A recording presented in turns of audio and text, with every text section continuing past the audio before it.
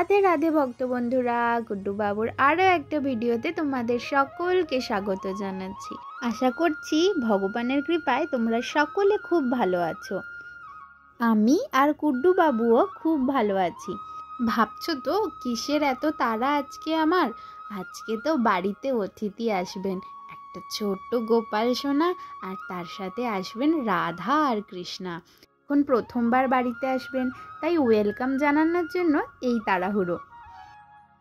এই দেখো বন্ধুরা, ওনারা চলে এসেছেন। আগেই আমি ওনাদের ভোগ নিবেদন করে দিয়েছি। এখন দুপুরবেলা বসেছি ওনাদের অঙ্গরাগ করে দিতে। আবার বিকালের মধ্যে অঙ্গরাগটা শেষ করতে হবে তো, না হলে আবার রং শুকাতে সময় লাগবে। একটা মজার কথা তোমাদের বলি, এই যে ছোট্ট গোপাল সোনাকে তোমরা দেখছো, উনি দেখতে আমার একটা আঙ্গুলের থেকেও ছোট হলেও ওনার বয়স কিন্তু 32 বছর। গোপাল সোনা যতই ছোট হোক না কেন, বয়সে কিন্তু আমার থেকে অনেকটাই বড়। আর এই যে রাধা কৃষ্ণা, ওনাদেরও অঙ্গরাগ হবে। তো প্রথমে আমি ভেবেছি গোপাল সোনার অঙ্গরাগ করব, তাই প্রথমেই গোপাল সোনাকে পলিশ করিয়ে নেব। তো চলো তাড়াতাড়ি কাজটা করে নিই। তোমরা তো জানোই অঙ্গরাগ করার আগে পুরনো অঙ্গরাগটা পরিষ্কার করা খুব বেশি দরকার। তাই আমি গোপাল সোনাকে এই ছোট্ট নেল পেন্ট রিমুভার দিয়ে ধীরে ধীরে পরিষ্কার করিয়ে নিচ্ছি। গোপাল সোনাকে অঙ্গরাগ করার জন্য কি কি পদ্ধতি আমাদের অবলম্বন করতে হয় সেটা তোমরা আমার আগের ভিডিওতে নিশ্চয়ই দেখেছো। আর এই ভিডিওতে দেখাইনি, যারা দেখোনি তারা কিন্তু উপরের আই বাটনে ক্লিক করে দেখে নিতে পারো। তো চলো আমি এখন গোপাল সোনাকে পুরনো অঙ্গরাগগুলো উঠিয়ে দিই। এই দেখো বলতে বলতে কাজও শেষ করে ফেলেছি, আর গোপাল সোনাকে এখন এরকম লাগছে। শরীরের বিভিন্ন জায়গায় কালো ছোপ পড়ে গেছে, তাও চেষ্টা করি পলিশে যতটা তোলা যায়। এই দেখো বন্ধুরা, পলিশ করার পর দাগগুলো অনেকটা উঠেছে, কিন্তু তাও পুরোটা ওঠেনি। তো চলো আরও একবার চেষ্টা করা যাক, আর তারপরে তোমাদের কাছে নিয়ে আসবো গোপাল সোনাকে। এই দেখো বন্ধুরা, দেখতে দেখতে গোপাল সোনার পুরো অঙ্গরাগটাই আমি করে ফেলেছি। কিন্তু গোপাল সোনা এত বেশি ছোট, আর তার সাথে গোপাল সোনা এত বেশি দুষ্টু, আমার সাথে এত গল্প করেছে যে আমি ভিডিও নিতেই ভুলে গেছি। একেবারে আমি তোমাদেরকে এনে দেখালাম গোপাল সোনাকে তোমাদের সামনে। বন্ধুরা তোমাদেরকে দেখাই, গোপাল সোনাকে আমি একটা এরকম ভেলভেটের মুকুট বানিয়ে দিয়েছি লাল রঙের, আর তার সাথে আরও বানিয়ে দিয়েছি এই সুন্দর জামাটা, সাথে বানিয়ে দিয়েছি এই স্ট্রেট চুলটা, গলার হারটাও। দেখতে দেখতেই রাত পেরিয়ে ভোর, আর গোপাল সোনার যাবার সময়ও হয়ে এসেছে।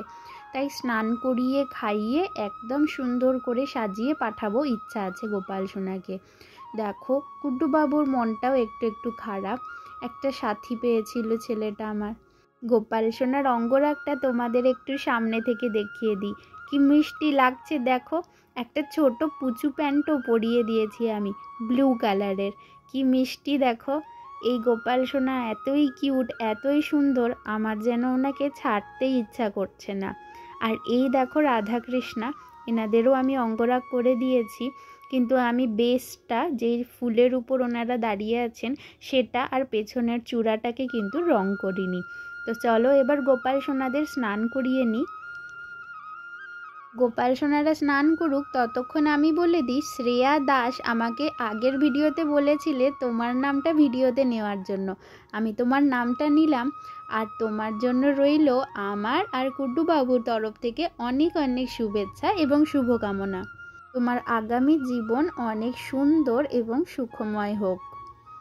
ও আরও একজন বন্ধু চৈতালি হালদারও বলেছিল আমাকে যে তার নামটা যেন আমি আমাদের ভিডিওতে নিই। গুড্ডু ভাইকে সে খুব ভালোবাসে। চৈতালি, তোমার জন্য রইল অনেক অনেক শুভেচ্ছা এবং শুভকামনা। তোমার জীবনও অনেক অনেক সুন্দর সাফল্যে ভরে যাক। দেখো গল্প করতে করতে কিন্তু গোপাল সোনাদের স্নানও হয়ে গেল। তো চলো এবার ওনাদের মুছিয়ে রেডি করে দিই। গুড্ডু বাবু কিন্তু একটু মনে মনে রাগও করছে, আমি সবসময় ছোট্ট গোপাল সোনাকে আগে করে দিচ্ছি বলে।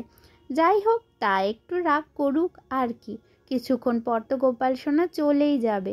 আমার মনটা যে ভার, তাই জন্য আমি ওকে একটু বেশি করেই আদর করে নিচ্ছিলাম। তোমরা এখন গোপাল সোনার শৃঙ্গার দর্শন করো।